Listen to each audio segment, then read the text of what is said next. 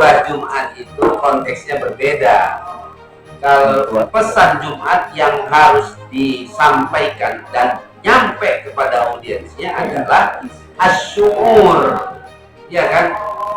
Dia merasakan nilai-nilai daripada agamanya itu. Maka pesannya itu kan takwa, kematian, hari akhir. Lebih diingatkan itu, apapun konteksnya itu harus nantinya kepada ketakwaan. Nanti ingat loh, kita nggak lama-lama di sini, kita bakal pulang gitu. Yang paling bagus kan begitu kan, khutbah Jumat yang menyadarkan. Yang menyadarkan Pak, khutbah Jumat itu bukan orasi, bukan pamer ilmu, bukan pamer kemampuan narasi yang ini, bukan itu. Message-nya ada nggak? Selama ini salah. Masukkah pesannya?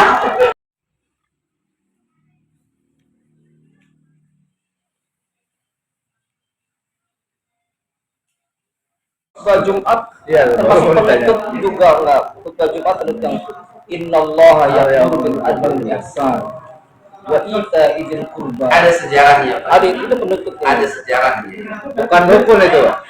Kalau itu semua tidak semua. Jadi khutbah Jumat itu konteksnya berbeda.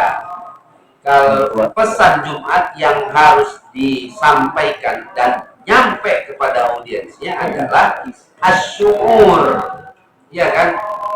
Dia merasakan nilai-nilai daripada agamanya itu.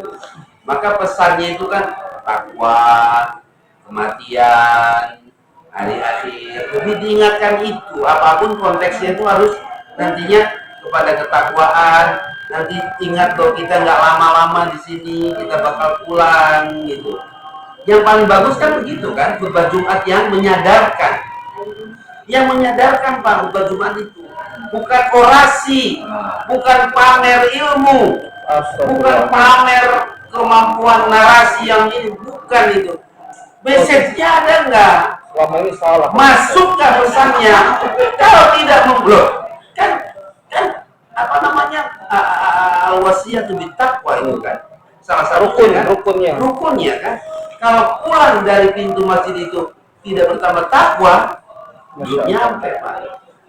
Jadi betul-betul message-nya itu adalah agar ziyadah bertakwa. Maka biasanya disentuh dengan kematian, kemudian dunia ini fana, kemudian dia akan hancur dan sebagainya. Jadi disadarkan. Nah, tentang innallaha ya'muru bil adli wal ihsan itu apa, Ustaz saya dulu pernah menerangkan itu. Itu gara-gara Syiah itu ya. Coba ceritakan lagi. Orang caci maki gitu.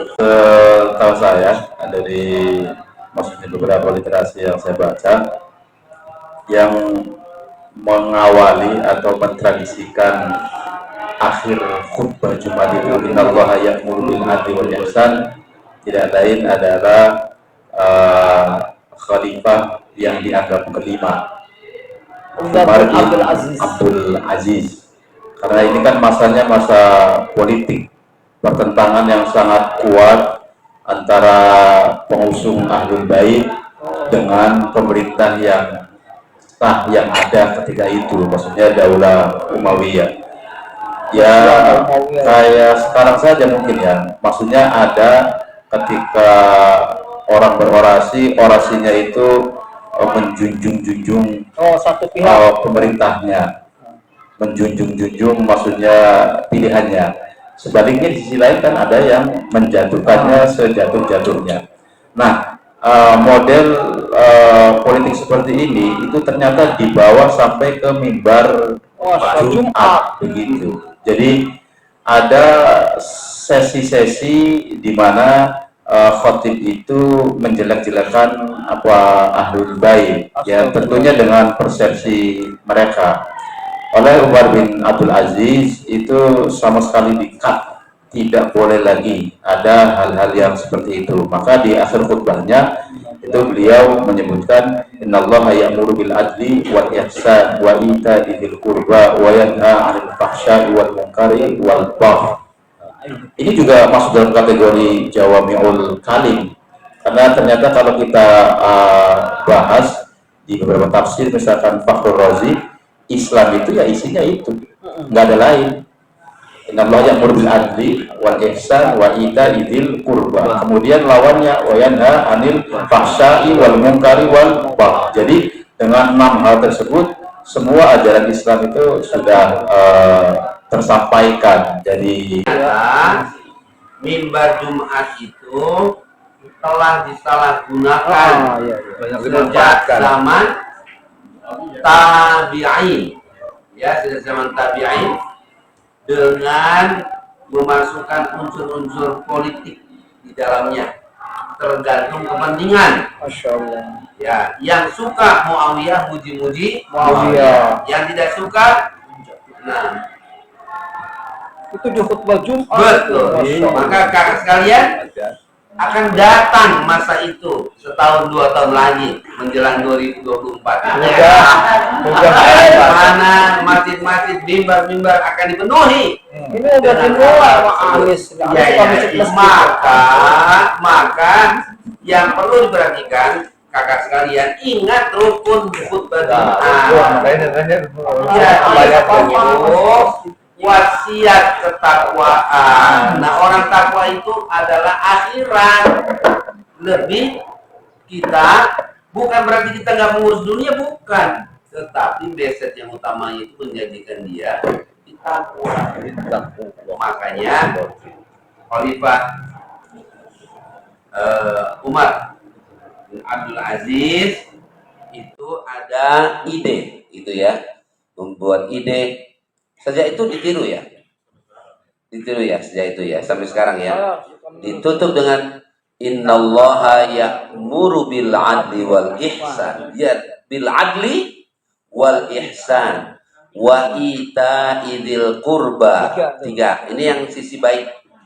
Wa yanha 'anil fahsya'i wal munkar wal baghi. Terus kalau ya'idukum la'allakum tadhakkarun.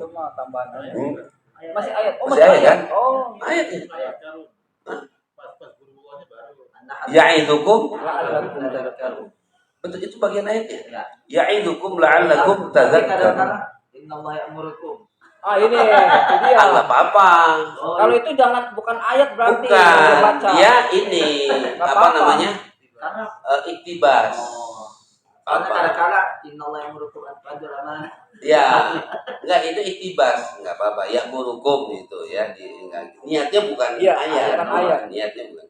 Tapi versi ayat aslinya innallaha ya'muru bil 'adli wal ihsan wa ita'idil qurba wa yanha 'anil fahsya'i wal munkari wal baghi ya'idukum la'allakum tadhakkarun. Terus fadhkurullaha yadhkurkum washkuruhu ala ni'amihi yazidkum.